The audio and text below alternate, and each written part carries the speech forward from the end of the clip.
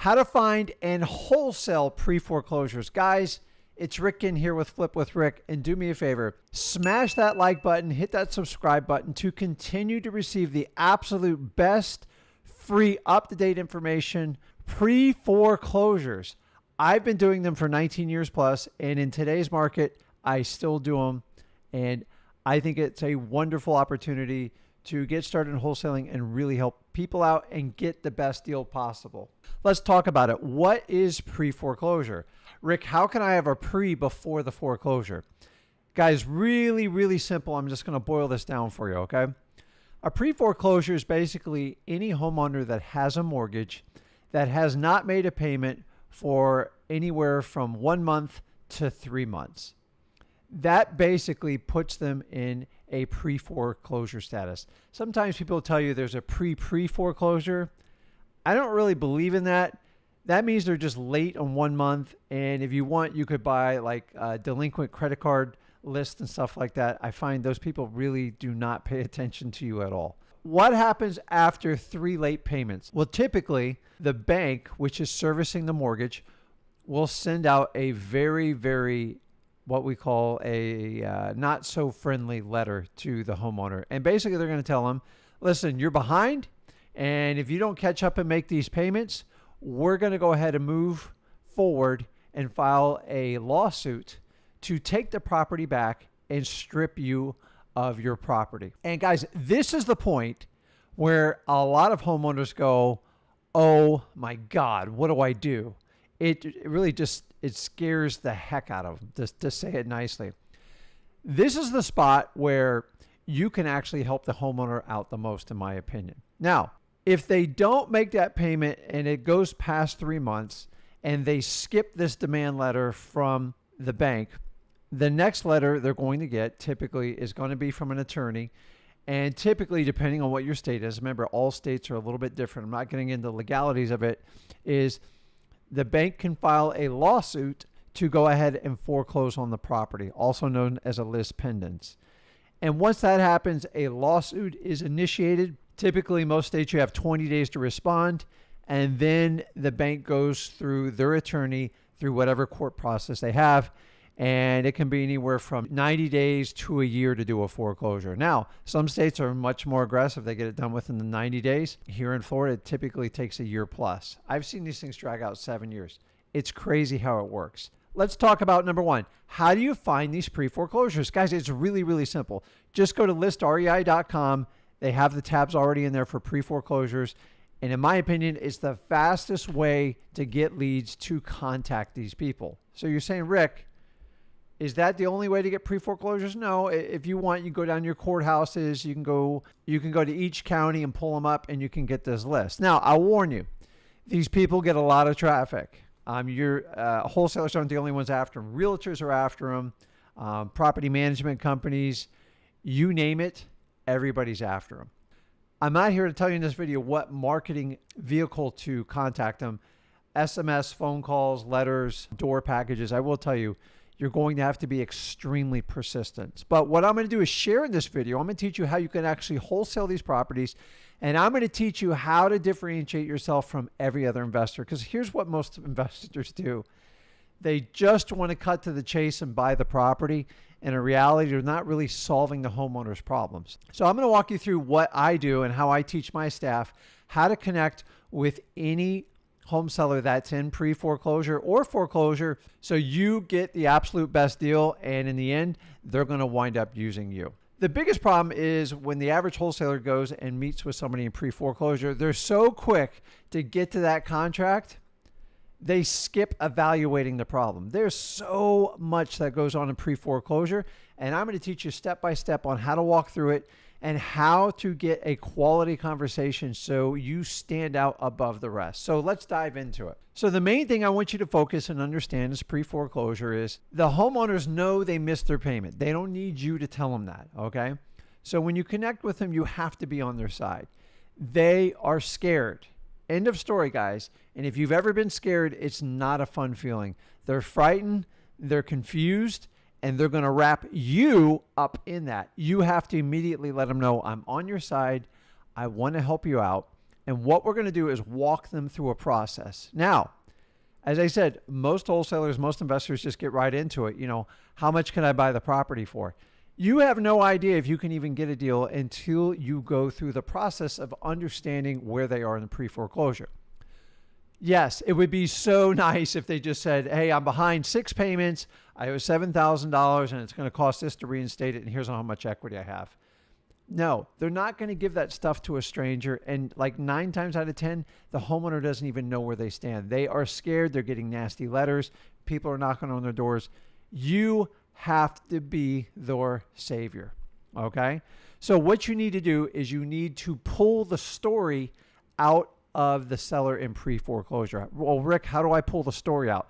They're not just going to give it to you. You have to walk them down the aisle. So let me show you how to do it. Now, I'm going to give you 4 or 5 suggestions you make to them, understanding you are using these questions to pull that information of what their story is.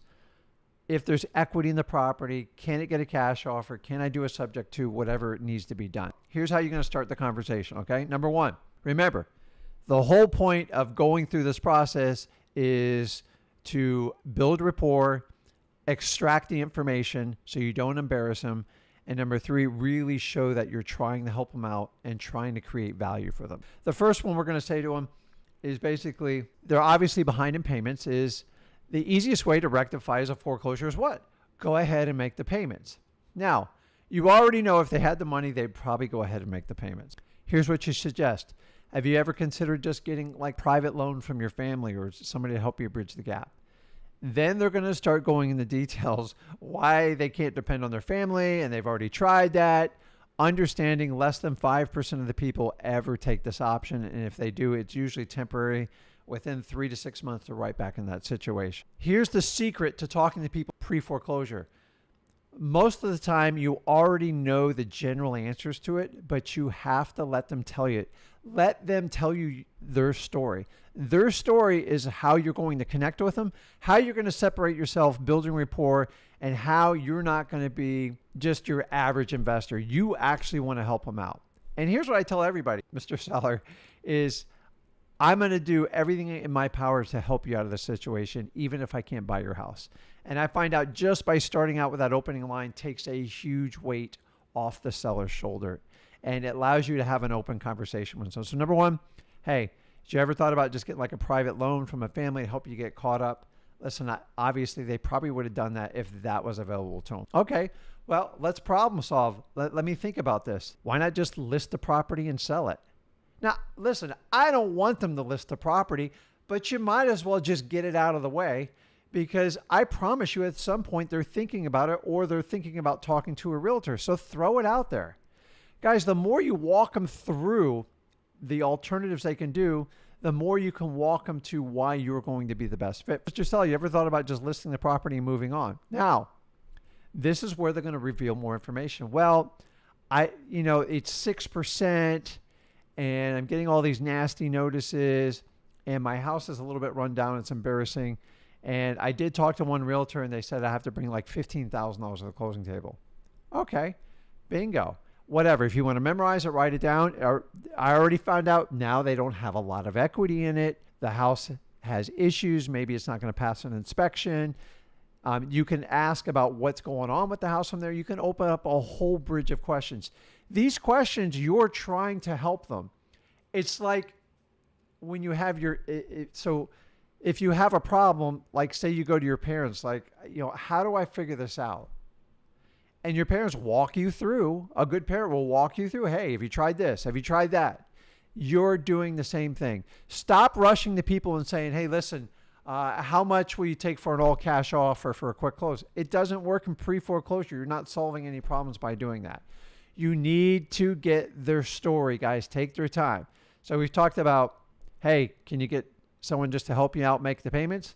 Number 2, you ever thought about listing it? So the third one they go to is, you ever thought, as the bank offered to do a loan modification for you? Now, why am I throwing this out there? It seems like it's working against me. Listen, if they want to do a loan mod, they don't need your permission to do it. And I promise you, the bank's already going to offer them that solution. Here's what you need to understand on loan mods. 65% of loan mods fail. They fail because all they are is putting principal on the back end plus late payments and interest. And the bank knows they're going to fail. It's a quick fix. So if you can't afford the payment now, you're probably not going to be able to afford it in a few months down the road. And the minute they break the terms of a loan mod, so a loan mod is short for loan modification, and it allows the bank to basically reorganize the loan. So if they had a $150,000 loan and say they're $10,000 behind, they'll make it like 160 plus penalties and everything. And then instead of a 30-year loan, they can stretch it out to 40 years. It's not going to be good for them in the long run. Now, why I'm telling you this is I'm not working against you. It's already out there. You're going to be the only investor that offers this solution to them. And you know it has a high failure rate. A lot of my pre-foreclosures come back to me 3, 4, 5 months later because they couldn't honor the loan mod. Guess what? They're going to have to liquidate the property. Instead of just ignoring it or having them do it behind your back, go ahead and help them. Ask for a loan modification if that's something they want to do. Now, either they're going to say, oh, that'd be great, I can save my home, or they're going to say, you know what, I really don't want this home anymore. It's just too expensive. I can't afford it. It's been nothing but bad vibes and I want to move on. Remember, you're using this funnel, walking them through this process to get their story. Instead of just saying, hey, why are you behind in payments? Walking through saying, hey, listen, did you do a loan? Would you list a property? Do a loan modification. So we're at the loan modification part. Guys, do not ignore it. I promise you, if you ignore it, they'll do it behind your back. Knowing 65% of loan mods fail, you might as well engage it. It might be a lead 3 months down the road. Guys, you are in this for the long haul. 3 months is nothing. But if they try it and they exhaust it, they can't go back to it again. Okay? There's nothing more frustrating than working somebody in pre-foreclosure, spending 3 or 4 months with them, and then they do a loan mod. Get it out of the way. If that's what they want, they can do it. Doesn't mean you can't do some sort of creative deal when they do a loan mod. But when they do a loan mod, they have to follow the new terms. And the minute they miss one payment, they're kicked out of loan mod and they're automatically back in pre-foreclosure. So if 65% of them fail, you might as well be there, because if you build good rapport, you help them out, and it fails and they contact you a month or two down the road, you're the hero. Okay? They're not going to call another investor off the street. You spent the time. Rick, you told me how to do the loan mod. I knew what I was getting into, and I just realized I just can't afford the house anymore.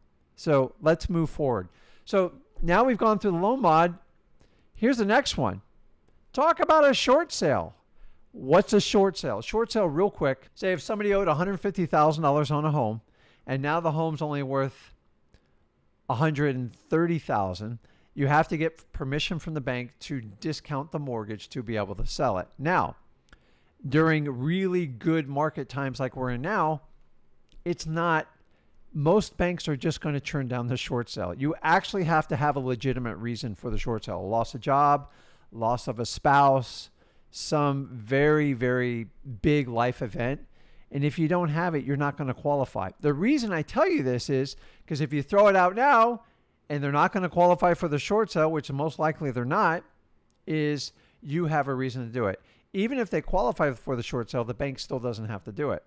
But I promise you, someone's going to whisper in their ear, hey, do a short sale. Now, short sales were very prolific when the market was way down. So if the market's aggressive, there's very, very few short sales because the bank does not need to take a discount for it. You throw it out there, you offer it. Remember, you're offering solutions. You're trying to help them. So you offer it.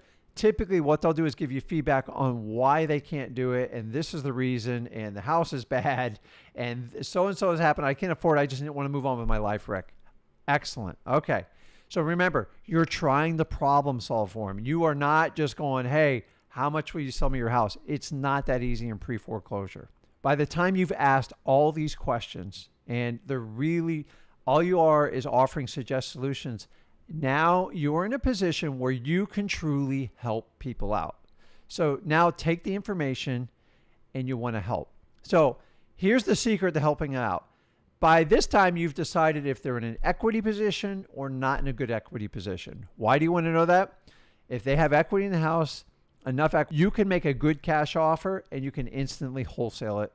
And you can move on about your normal business. Number two, if they don't have equity, then you can come up with a creative offer, typically what we call a subject to. I'm not going to go real deep into it, but if the terms of the loan are good and you can make it work in the market, then you can offer a subject to.